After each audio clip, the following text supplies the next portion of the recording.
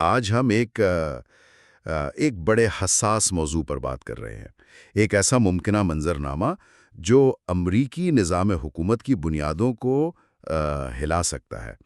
کیا ہو اگر امریکی صدر کانگریس کی منظوری کے بغیر ایران کے خلاف فوجی طاقت استعمال کرنے کا فیصلہ کر لیں؟ جی، یہ واقعی ایک سنگین سوال ہے، اور ہمارے پاس جو ذرائع ہیں وہ اسی صورتحال کے آئینی مضمرات کو دیکھتے ہیں، خاص طور پر یہ کہ اختیارات کی تقسیم یعنی صدر اور کانگریس کے درمیان اس پر کیا اثر پڑے گا۔ بالکل۔ تو آج کی اس گفتگو کا مقصد یہی ہے کہ ہم امریکی آئین کے متعلقہ حصوں کو سمجھیں، جیسے جنگ کے اختیارات کس کے پاس ہیں، اور وہ 1973 کی وار پاورز ریزولوشن کیا ہے، اور اگر ان قوانین کو نظر انداز کیا جائے تو کیا ہو سکتا ہے۔ صحیح، اور یہ صرف آپ دیکھیں قانونی موشگافیوں کا معاملہ نہیں ہے۔ ذرائع بتاتے ہیں کہ تاریخ میں ایسے ٹکراؤ ہوئے ہیں اور آج کے دور میں اس کے بہت گہرے معنی ہو سکتے ہیں۔ مقصد صرف یہ نہیں کہ آئین کیا کہتا ہے، بلکہ عملی طور پر اس پر عمل کتنا پیچیدہ ہے۔ اچھا، تو آئیے شروع کرتے ہیں بنیادی نقطے سے۔ امریکی آئین ذرائع بہت واضح ہیں کہ آرٹیکل 1 سیکشن 8 جنگ کا اعلان کرنے کا اختیار کانگریس کو دیتا ہے۔ یہ تو کافی سیدھی بات لگتی ہے۔ جی، آئینی طور پر تو واضح ہے۔ مقصد یہی تھا کہ جنگ جیسا بڑا فیصلہ کوئی ایک فرد نہ کرے بلکہ منتخب نمائندے کریں۔ لیکن دوسری طرف صدر کمانڈر ان چیف بھی ہیں، مسلح افواج کے سربراہ۔ تو یہ کردار انہیں کچھ چھوٹ دیتا ہے؟ دیکھیں، ذرائع یہی بتاتے ہیں کہ اسی کردار کی آڑ میں اکثر صدور نے وہ فوری فوجی کارروائیوں کو جواز دیا ہے۔ تو یہاں ایک مستقل کشمکش نظر آتی ہے، آئینی اختیار اور عملی شاید ضرورت کے بیچ۔ اور اسی کشمکش کو قابو میں لانے کے لیے، جیسا کہ ذرائع بتاتے ہیں، 1973 میں وہ وار پاورز ریزولوشن آئی تھی۔ یہ کیسے فٹ ہوتی ہے اس پوری تصویر میں؟ جی بالکل، یہ ویتنام جنگ کے بعد آئی، جب کانگریس کو لگا کہ انتظامیہ جنگی اختیارات میں حد سے بڑھ رہی ہے۔ اس قانون کے تحت صدر کو کوئی بھی یک طرفہ فوجی کارروائی شروع کرنے کے 48 گھنٹوں کے اندر کانگریس کو بتانا ہوتا ہے۔ اچھا۔ اور اگر کانگریس 60 دن میں منظوری نہ دے، جس میں 30 دن کی توسیع ممکن ہے، تو فوجیں واپس بلانی ہوں گی۔ لیکن کیا یہ قانون واقعی مؤثر رہا ہے؟ ذرائع اس پر کیا کہتے ہیں؟ کیا صدور نے اس کی پابندی کی ہے؟ یہ ایک بہت اہم نقطہ ہے جو ذرائع اٹھاتے ہیں۔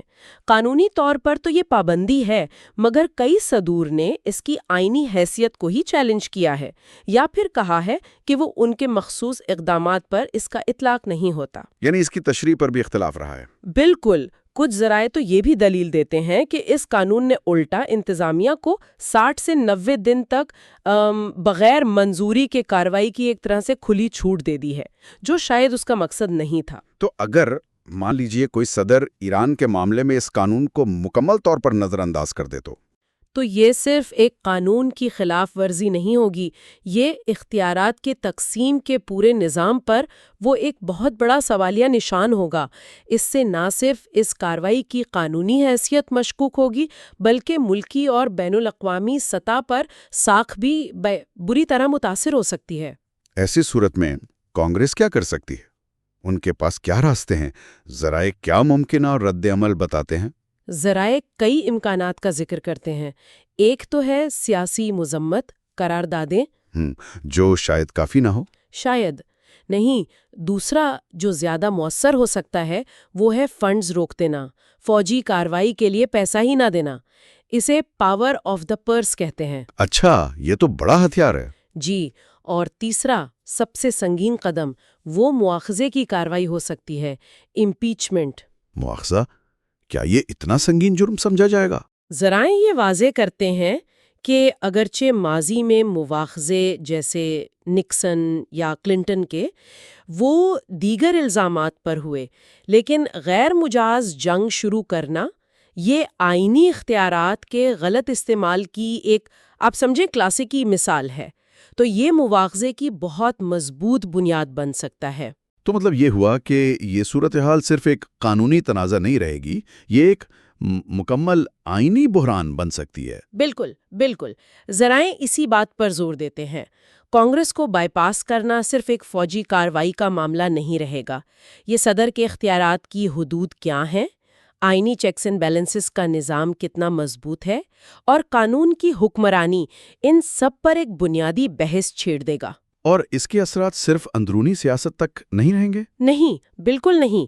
اس سے اندرون ملک سیاسی تقسیم گہری ہو سکتی ہے، اور بین الاقوامی سطح پر بھی، جیسا میں نے کہا، امریکہ کے فیصلوں کی قانونی حیثیت اور ساخت پر سوال اٹھیں گے۔ ایک ذریعہ تو اسے آئینی تباہی کا پیش خیمہ بھی کہتا ہے۔ تو خلاصہ یہ ہے کہ امریکی آئین اور وار پاورز ریزولوشن یہ جنگی اختیارات کو محدود تو کرتے ہیں، لیکن ان حدود کو نظر انداز کرنے کا امکان بھی موجود ہے، اور اگر ایسا ہوتا ہے تو اس کے نتائج امریکی جمہوری نظام کے لیے وہ بہت سنگین ہو سکتے ہیں۔ ایک بڑا چیلنج ہے۔ جی ہاں، اور یہ معاملہ صرف امریکہ کا نہیں ہے، یہ دنیا بھر کے جمہوری نظاموں کے لیے ایک طرح کی مثال بنتا ہے کہ طاقت کا توازن کیسے قائم رکھا جاتا ہے یا کیسے بگڑ سکتا ہے۔ یہ اختیارات کی تقسیم، احتساب اور قومی سلامتی کے فیصلوں میں شفافیت جیسے بنیادی اصولوں سے جڑا ہوا ہے۔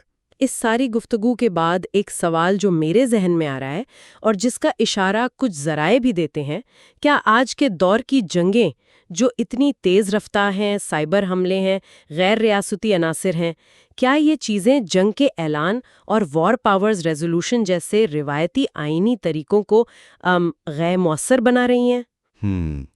یہ بہت اہم سوال ہے۔ کیا مستقبل میں اختیارات کا توازن وہ مزید انتظامیہ کی طرف جھک جائے گا؟